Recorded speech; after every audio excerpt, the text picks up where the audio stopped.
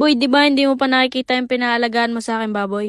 Oo, bakit? Eh, di ba malapit ng karne yung baboy at may gaganapin ata sa isang araw? Ay, oo nga pala, no? Eh, hindi mo pa rin ba titingnan ngayon?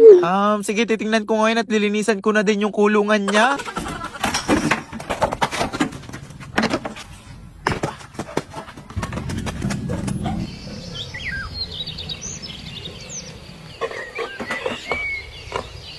Okay.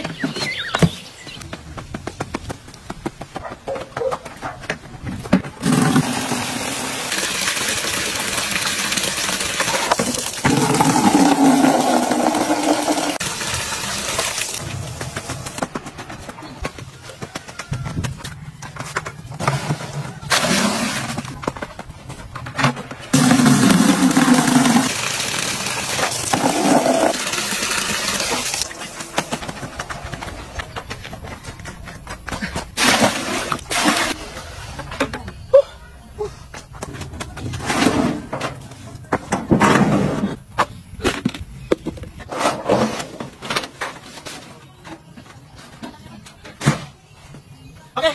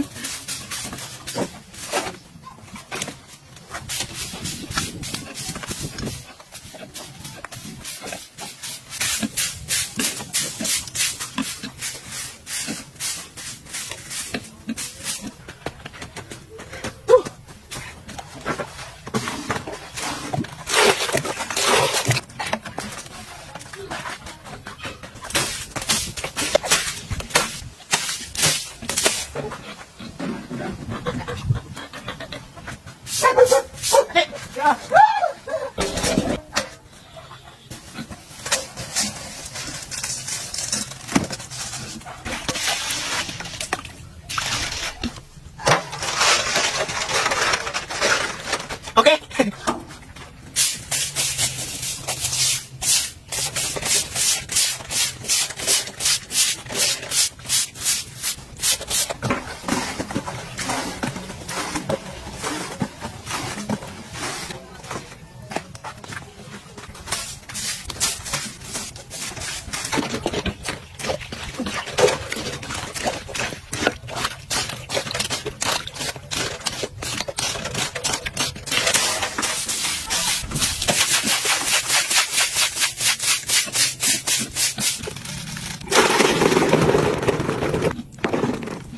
So yun na nga mga buenas, so bale ito nga palang piggy na to. Eh ito nga't binrush din natin yung kanyang katawan para naman mas maging malinis siya. At gumanda nga yung kanyang kutis. Ayan o, kung makikita nyo nga dyan, maputik-putik yung kanyang katawan. So bale ito nga rin pala yung aking unang beses na mamit o makita itong ating piggy na to. Dahil nung nakatira pa nga kami dun sa luma naming bahay, eh kahit ni isang beses o kahit nung maliit pa ito, ay hindi ko talaga sinusubukang tingnan itong aking pinaalagaang piggy na to. Kasi alam ko pagdating ng panahon, ay baka maging isa siyang litsyong baboy. Tapos dahil nga may malapit ng gaganaping okasyon dito sa amin, eh sa tingin ko nga eto na yung una tuli na mamimit ko itong piggy na to. Ayun na nga, tapos na nga pala akong maglinis dito at napaliguan na rin natin itong si Piggy. At grabe, nung lapitan ko nga pala itong piggy na to, eh sobrang bait pala niya. O grabe, kahit nga ito ilambingin at hawak-hawakan ko, kulang na nga lang mga iyapusin, ay talaga namang napakalambing nga nitong si Piggy. Okay ka lang dyan, ha? Okay ka lang, ha? Okay ka lang?